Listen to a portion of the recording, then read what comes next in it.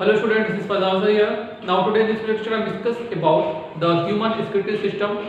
This topic is related to class 11 biology chapter 19, the excretory products and their element. And this is my first lecture from this chapter. So according to this chapter I am discuss about the human excretory system and their excretory products and their element.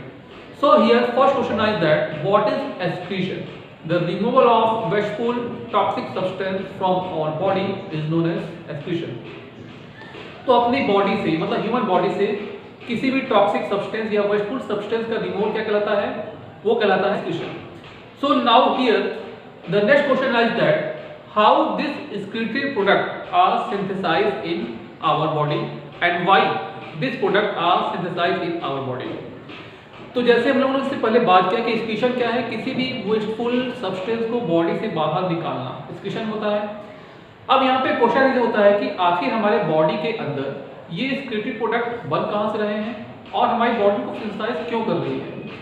क्योंकि बाहर से तो हम लोग जो भी food ले रहे हैं वहाँ कोई टॉक्सिक सब्सटेंस ले नहीं रहे हैं. हमने क्या क्या फूड खाया, वाटर ड्रिंक किया या कोई भी सब्सटेंस को ईट किया, लेकिन क्या कोई पर्सन ऐसा जो कि टॉक्सिक सब्सटेंस खाता हो या मतलब जहर खाता हो?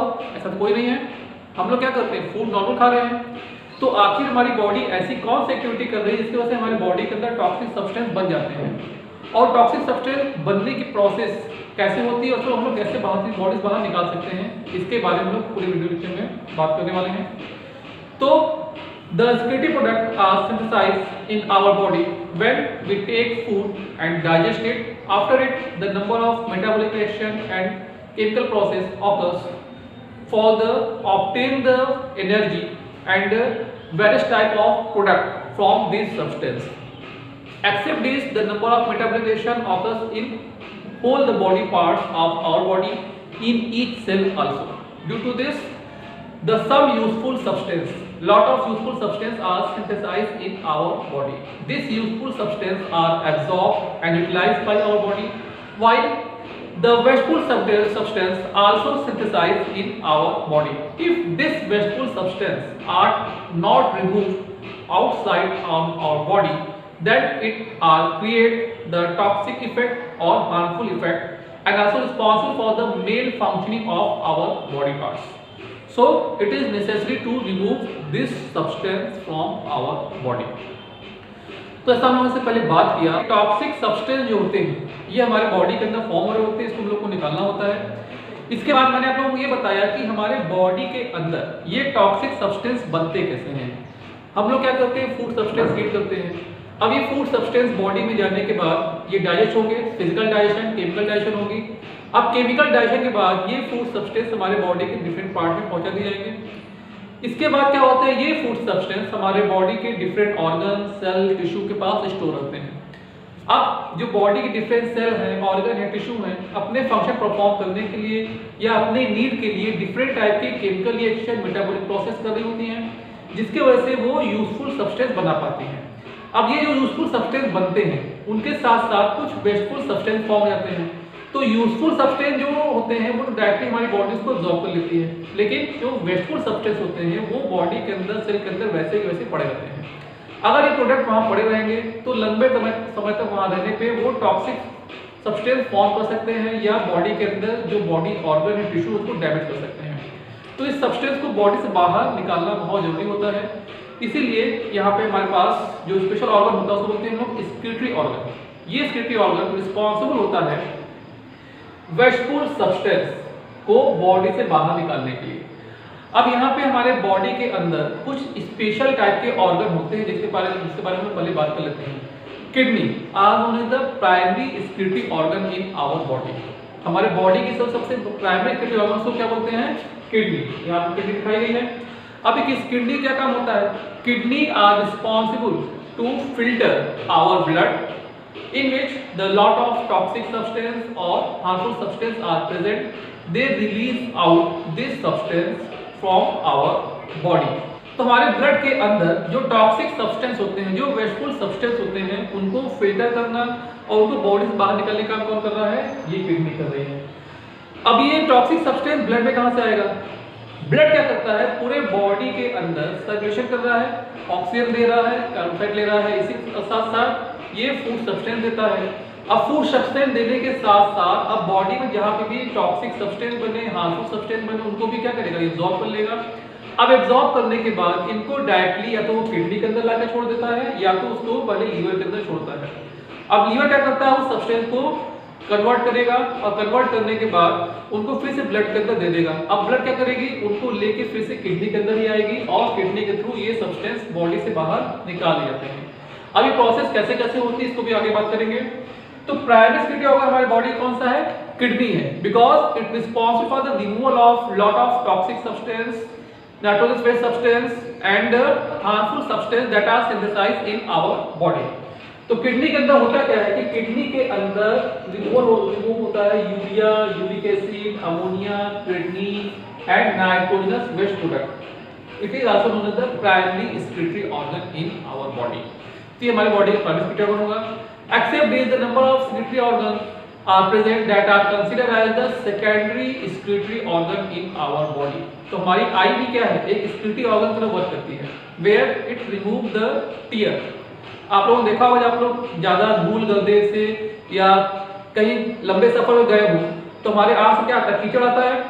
अब कीचड़ क्यों आ रहा है, क्योंकि हम लोग जब डस्ट पार्टिकल कांटेक्ट में गए तो हमारी आईज ने उनको अंदर नहीं जाने दिया, वो ऊपर इसको रोके हुई थी। अब जब आप लोग मॉर्निंग उठते हैं तो आपके आंख के दोनों साइड से क्या होता है, कीचड़ आता है। अब कीचड़ में होगा क्या, वाटर सब्सटेंस होंगे, डस्ट पार्टिकल होंगे या अदर हार्मफुल केमिकल हो सकते हैं, बैक्टीरिया हो सकता है। ये सारी चीजें कहाँ से आ रही हैं, आवर आई से आ रही है, हमारी आई से आ रही है। तो आई के अंदर मोस्ट ऑफ द कंडीशन में वाटर होगा, डस्ट पार्टिकल होंगे, NaCl नमक भी होता है। जो आपके टीयर निकलती है इसको अगर टेस्ट करेंगे तो वो सॉल्टी होता है, नमकीन होता है। Second secretory organ nose. Nose क्या करता है, नोज भी सेम प्रोसेस कर रहा है, डस्ट पार्टिकल को रोक रहा है, बैक्टीरिया फंगस वायरस को रोक रहा है। इसके अलावा यहाँ पे नोज जब निकालते हैं तो यहाँ पे जो भी सब्सटेंस, जो भी हार्मफुल सब्सटेंस होंगे वो उसके साथ साथ निकल आते हैं। तो second secretory organ are nose. Nose secrete the snooty nose where it consists of the dust particle and harmful substance that are present in the nasal passage. Now the third one is ear. Ear also remove the wax. Wax means the fatty substance. तो हमारे body के अंदर जो भी harmful substance, जो fat substance बन रहा होगा, उस फैटी सब्सटेंस को रिमूव कहाँ से किया जा रहा है, ईयर्स किया जा रहा है। इसके अलावा ये जो वैक्स बनती है, ये वैक्स काफी हमारे लिए यूजफुल होती है, क्योंकि इस वैक्स की स्मेल बहुत ज्यादा गंदी होती है, जिसकी वजह से यहाँ पे कोई भी इंसेक्ट हमारे कान के अंदर तक नहीं जा पाते हैं। नहीं तो क्या होगा कि हमारे नोज, हमारे ईयर से होता हुआ पता चला कि वो बॉडी में अंदर तक चला गया और ईयर ड्रम हमारा रप्चर कर गया। तो कभी कभी आपने देखा होगा कि जब आपके कान के अंदर इंसेक्ट वगैरह चले जाते हैं, मतलब कि मान लिया आंट चली गई, चींटी आ गई, तो चींटी को आप लोग क्या करते हैं, उसको देर से हिलाते हैं। उससे क्या होगा कि वो जो चींटी अंदर गई है, जो आंट अंदर गई है, वो अंदर तरफ घुसती ही जाएगी। अगर उसको डायरेक्टली छोड़ देंगे तो क्या होगा, धीरे धीरे घूमते खुद ही बाहर आ जाएगी, क्योंकि वो स्मेल से दूर भागेगी। इस कंडीशन में अगर आपके कान के अंदर आंट चली गई है, कोई भी इंसेक्ट चला गया है, तो ये जो वैक्स है, ये वैक्स हमें प्रोटेक्ट करता है, क्योंकि इनकी स्मेल काफी खराब होती है, जिसकी वजह से इनके तरफ इंसेक्ट जाना पसंद नहीं करते हैं। तो जो वैक्स है एक तरह का हार्मफुल सब्सटेंस है, क्योंकि फैटी सब्सटेंस यानी कि जो भी हमारे कान के अंदर गंदगी है उसको तो रोक ही रहा है, इसके साथ साथ ये हमें प्रोटेक्शन प्रोवाइड कर रहा है, जिसकी वजह से कोई भी यहाँ पे बायोलॉजिकल स्पीसीज ईयर के थ्रू होते हुए ईयर के अंदर तक न जा सके। क्योंकि अंदर ईयर में क्या होते हैं, बहुत ज्यादा सॉफ्ट ऑर्गन होते हैं, ईयर ड्रम होता है, और इसके अलावा यहाँ पे इंटरनल ईयर के पास काफी सॉफ्ट टिश्यूज होती हैं, तो उनको प्रोटेक्शन प्रोवाइड करना बहुत ज्यादा एसेंशियल होता है, जरूरी होता है। इसलिए यहाँ पे वैक्स जो होगा एक यूजफुल सब्सटेंस की तरह भी वर्क कर रहा होता है। Except this, it also responsible for the removal of wasteful product of our body. इसके अलावा हम बात करें स्किन की, तो स्किन, इसके अलावा हम बात करें स्किन की, तो हमारे पास जो स्किन होता है, हम बात करें फेस की, तो फेस से क्या ऑयल आते हैं, जबकि पूरे बॉडी पर जो स्किन है उससे क्या आ रही होती है, स्वेट आ रही होती है। तो स्वेट में क्या होगा, मोस्ट ऑफ द कंडीशन में NaCl यानी कि सॉल्ट सब्सटेंस होंगे, वाटर सब्सटेंस होंगे। इन the same way the toxic substance also present here. It means the wasteful product and the harmful product also present here. तो हमारे स्किन की surface होती है, अब इस स्किन सरफेस के ऊपर जो सेल लगी होगी उसके अंदर जो भी wasteful product होता है, स्वेट के साथ साथ वो प्रोडक्ट भी बाहर निकल रहा होता है। इसलिए बोलते हैं कि हमारे पास जो स्वेट आता है उसको निकलने से रोकना नहीं चाहिए। लोग करते क्या है कि अपने बॉडी में बॉडी लोशन लगा लिए या डिफरेंट केमिकल लगा लेते हैं, तो उससे होता क्या है कि हमारी जो इसमें स्किन है वहाँ पे जो बॉडी पोर है वो पोर बंद हो जाते हैं। अगर ये पोर बंद हो जाएंगे तो क्या होगा, यहाँ से स्वेट बाहर नहीं आ पाएगी, जिसकी वजह से जो टॉक्सिक सब्सटेंस हमारी स्वेट निकाल रही थी वो वहीं पे रुक जाएगा। सेम हमारे फेस का भी यही हाल होता है। अगर मान लिया आप मार्केट के अंदर हैं तो वहाँ पे लगातार फेस के ऊपर डस्ट पार्टिकल गिर रहे हैं। अब वो डस्ट पार्टिकल जो होते हैं उनको अंदर जाने से रोकने का काम कर रहा है, ऑयल कर रहा है। ऑयल सब्सटेंस यहाँ पे आ गया, अब वो ऑयल उसको अंदर जाने से रोक रहा है। लेकिन अगर मान लिया कि आप घर के अंदर गए और आपने फिर से डायरेक्टली इसके ऊपर एक क्रीम लगा ली या कोई भी इसको हाथ से इसको रगड़ के साफ कर लिया, तो जो डस्ट पार्टिकल आपके फेस पे लगे हुए थे वो डस्ट पार्टिकल बॉडी के अंदर इंटर कर जाएंगे। तो उससे बचने का तरीका ये होता है कि जब भी आप घर जाएं तो पहले क्या करें, अपने फेस को धो लें। इस तरह से आप अपने फेस को बचा सकते हैं। In the same way this face skin and our body skin also useful to removal of the wasteful product। तो जो डस्ट पार्टिकल यहाँ पड़े हुए थे वो डस्ट पार्टिकल ऑयल से बाहर आएंगे, स्वेट से बाहर आएंगे। इस तरह से ये डस्ट पार्टिकल से हमारी बॉडी अपने आप को प्रोटेक्ट कर पाती है। So skin also known as the secondary respiratory organ of our body। In the same way the lungs also acts as a respiratory organ। Lungs क्या करता है, हमारे बॉडी के अंदर जो भी हार्मफुल गैसेस हैं जैसे कि कार्बन डाइऑक्साइड बनी बॉडी के अंदर, उस कार्बन डाइऑक्साइड को बॉडी से बाहर निकाल रहा है। तो एक तरह से ये भी क्या कर रहा है, हमारे बॉडी के अंदर प्रेजेंट अनयूजफुल गैसेस को बॉडी से बाहर निकालने में हेल्प करता है। So the lungs also acts as a respiratory organ. In the same way anus क्या होता है, it is the last organ of our digestive system. हमने क्या क्या खाना खाया, खाना खाने के बाद वो फूड कहाँ गया, ईसोफेगस से होते हुए स्टमक में गया, फिर इंटेस्टाइन में गया, इंटेस्टाइन से होते हुए बॉडी से बाहर निकलता है। तो एनस क्या करता है, anus are responsible for the removal of faecal matter of our body. So in this way the nose, skin, lungs, ear, eye and anus are acts as a secondary respiratory organ, while only kidney are known as the primary respiratory organ। On the basis of excretion, the whole living organisms are divided into three main categories: ammonotelic, ureotelic and uricotelic। Ammonotelic are the types of animal that secrete ammonia from their body। ऐसे animal जो कि अपनी body से ammonia secrete कर रहे होते हैं उनको क्या बोलते हैं, अमोनोटेलिक एनिमल बोलते हैं। Ammonotelic animal are most of the condition present in the aquatic environment because for the removal of ammonia required a large amount of water loss। तो ऐसे एनिमल जो कि अपने बॉडी से अमोनिया को निकाल रहे होते हैं उनको क्या बोलते हैं हम लोग, अमोनोटेलिक बोलते हैं। अमोनोटेलिक के अंदर जो अमोनिया सिक्रेट हो रही है उसको रिमूव करने के लिए लार्ज अमाउंट में वाटर लॉस करना होता है। अब ऐसे एनिमल जो कि वाटर के अंदर होंगे उनके ऊपर तो वाटर का इफेक्ट पड़ेगा नहीं क्योंकि वो ऑलरेडी वाटर के अंदर है, तो वाटर कितनी भी लॉस हो उनको कोई इफेक्ट नहीं पड़ने वाला है। तो मोस्ट ऑफ द कंडीशन में देखा गया है कि जो एनिमल एक्वाटिक होते हैं मोस्ट ऑफ द कंडीशन में वो लोग अमोनोटेलिक होते हैं। अमोनोटेलिक के बेस पे ऑल फिशेस जितनी फिश जाएंगी, but here some exception also here. तो मोस्ट ऑफ द कंडीशन जो फिशेस होती हैं वो क्या होती हैं, अमोनोटेलिक होती हैं। एक्वाटिक एम्फीबियंस मतलब कि ऐसे एम्फीबियन जो कि वाटर के अंदर पाए जाते हैं। In the same way aquatic insect it means the aquatic arthropods also. तो मोस्ट ऑफ द कंडीशन में जो भी एनिमल वाटर के अंदर रह रहे हैं, वाटर के अंदर अपनी लाइफ सर्वाइव कर रहे हैं, वो क्या होते हैं, वो होते हैं हमारे ammonotelic. Now second is ureotelic. Ureotelic are the types of animal that secrete urea from their body। अब यूरिया क्या होता है, urea are the chemical composition of ammonia and carbon dioxide। तो यहाँ पे जो यूरिया होती है ये यूरिया का फॉर्मूला होता है CH3CO CH3। तो यहाँ पे कार्बन डाइऑक्साइड और अमोनिया के मिलने से यूरिया फॉर्म हो रही होती है। This urea are secrete out the animal are known as the ureotelic animal। तो ऐसे एनिमल जो कि अपनी बॉडी से यूरिया फॉर्म निकल रहे होते हैं उनको क्या बोलते हैं, यूरियोटेलिक एनिमल बोलते हैं। This type of animal mostly prefer the dry environment condition. यहाँ पे ये ऐसे एनिमल होते हैं जो कि मोस्टली ड्राई इन्वायरमेंट कंडीशन को इजीली अडॉप्ट कर लेते हैं, ड्राई इन्वायरमेंट कंडीशन में पाए जाते हैं। तो इनके अंदर हमारे पास आएगा reptile, birds and arthropods, and the land snail. तो ऐसे स्नेल्स जो कि लैंड में पाई जाती है वो क्या होती है, यूरियोटेलिक होती है। Now the third is uricotelic. Uricotelic are the types of animal that secrete urine from their body parts। तो ऐसे एनिमल जो कि अपनी बॉडी से यूरिन को निकाल रहे होंगे, यूरिन का सेक्शन कर रहे होंगे, क्या बोलते हैं हम लोग, यूरिकोटेलिक बोलते हैं। यूरिकोटेलिक के बेस पे हमारी ह्यूमन बॉडी, मतलब हम लोग भी यूरिकोटेलिक हैं। In the same way the all mammals are considered as the uricotelic. Most of the condition में जो भी एनिमल टेरेस्ट्रियल होते हैं, मतलब कि ऐसे एनिमल जो कि लैंड में पाए जाते हैं, वो यूरिकोटेलिक ही होते हैं। Except this, the some marine fishes also secrete the urine. So in this way, the marine fishes, it means the fishes that are present in the salty environment, and all the terrestrial animal, including human and mammal also, are considered as the uricotelic. Uricotelic ऐसे animal होंगे जो कि अपनी body से urine को निकाल रहे होंगे। अब यहाँ पे यूरिन के अंदर होगा क्या, urine is consist of the urea, तो यहाँ लिखा गया यूरिया होता है, इसके अंदर अमोनिया होती है, क्रिएटिन होती है, अदर नाइट्रोजन बेस्ड होते हैं।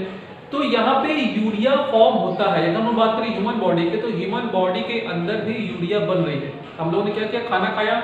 अब खाना खाने के बाद उस फूड सब्सटेंस में जो प्रोटीन होती है वो प्रोटीन डाइजेस्ट होती है।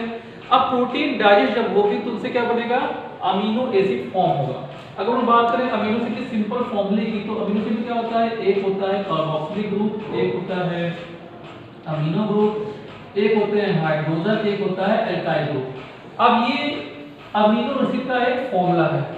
सबसे पहले क्या हुआ, फूड हमने लिया, उस फूड के अंदर प्रोटीन सब्सटेंस थे। अब ये प्रोटीन सब्सटेंस किसके बने होते हैं अमीनो एसिड के। अब ये जब amino acid further break down होगी, तो अब यहाँ पे जो बॉन्ड है, इन बॉन्ड को ब्रेक करने से क्या होगी, एनर्जी रिलीज होगी। तो फर्दर बॉडी के अंदर जब इनका डाइजेशन होता है, मतलब जब इनका ब्रेकडाउन होता है, तो उस ब्रेकडाउन की कंडीशन में ये अमोनिया निकलती है। और ये अमोनिया क्या होती है, काफी टॉक्सिक होती है, हाईली टॉक्सिक होती है। अगर ये अमोनिया हमारे बॉडी में रहेगी तो जिस पार्ट में ये होगी उस वहां पे पाए जाने वाले सेल्स को डैमेज कर सकती है। So suddenly our blood cell take this ammonia and transfer into the liver. तो जैसे ये अमोनिया बनती है, इस अमोनिया को हमारी ब्लड सेल एडॉप्ट कर लेती है। एडॉप्ट करने के बाद इनको लेकर कहाँ पहुंचेगी, वो लीवर पहुंचेगी। अब लीवर क्या करेगा, इस अमोनिया को कार्बन डाइऑक्साइड के साथ रिएक्शन करा के क्या बना देगा, यूरिया बना देगा। अब ये यूरिया कहाँ बना, ये यूरिया बना हमारी लीवर के अंदर। अब लीवर ने क्या किया, इसको फर्दर ट्रांसफर कर दिया ब्लड के अंदर। अब ब्लड सेल इस यूरिया को लेगी और लेने के बाद कहाँ पहुंचेगी, किडनी के अंदर पहुंचेगी। अब किडनी क्या करेगी, इस यूरिया को ले लेगी और लेने के बाद इसको बॉडी के बाहर निकाल देगी, यानी यूरिया अब यहाँ पे आ गया। लेकिन यहाँ पे सिर्फ यूरिया ही नहीं आता, इसके साथ साथ वाटर सब्सटेंस भी होंगे, वेस्टफुल अदर प्रोडक्ट भी होंगे, नाइट्रोजन बेस्ड भी होंगे। तो यहाँ पे जो इनका पूरा कंपोजिशन बनता है उसको कंबाइन क्या बोलते हैं हम लोग, यूरिन बोलते हैं। तो यूरिया कहाँ बना, यूरिया फॉर्म हुआ लीवर के अंदर। अब ये यूरिया फिल्टर कहाँ पे हुआ, किडनी के अंदर फिल्टर हुआ। अब किडनी में फिल्टर होने के बाद इस किडनी के अंदर यूरिया के साथ साथ other harmful toxic substance wasteful product भी होंगे, वो सब मिलकर क्या बनाते हैं, यूरिन फॉर्म कर लेते हैं। It means the urine are stored in our urinary bladder where it is secrete out our body. अब देख लेते हैं कि हमारी जो ह्यूमन एक्सक्रीटरी सिस्टम है वो कैसे वर्क कर रही होती है। अगर हम बात करें ह्यूमन एक्सक्रीटरी सिस्टम की, तो एक्सक्रीटरी सिस्टम में बेसिकली हमारे पास टोटल 2 किडनीज पाई जाती है, right kidney and left kidney. These kidney are located just beneath the rib cage on the dorsal side in the abdominal cavity। तो हमारे पास ये एब्डोमिनल कैविटी हो गई, ऊपर क्या हो गई, थोरेसिक कैविटी हो गई। अब एब्डोमिनल कैविटी के डोर्सल साइड यानी कि बैक साइड पे ये किडनी प्रेजेंट होती है। प्रेजेंट कहाँ पर होगी, it is present at the end of rib cage. जो हमारे पास रिब केज जारी होती है, उस रिब केज के एंड प्रोडक्ट पे बैक साइड पे ये किडनी प्रेजेंट होती है। अब ये किडनी राइट और लेफ्ट के पार्ट डिवाइड है, मतलब कि जो हमारा राइट हैंड हो गया वहाँ राइट किडनी होगी, जो लेफ्ट हैंड हो गया वहाँ क्या होगी, लेफ्ट किडनी होगी।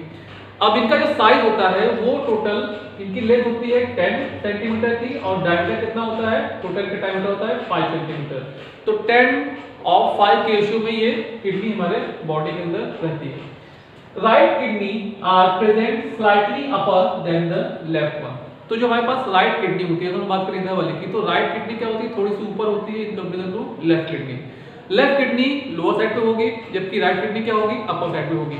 क्योंकि यहाँ पे होता क्या है कि सबसे पहले क्या हुआ, हमारी लिबर्टी कैनाल गई, फिर क्या हुआ, स्टमक गया।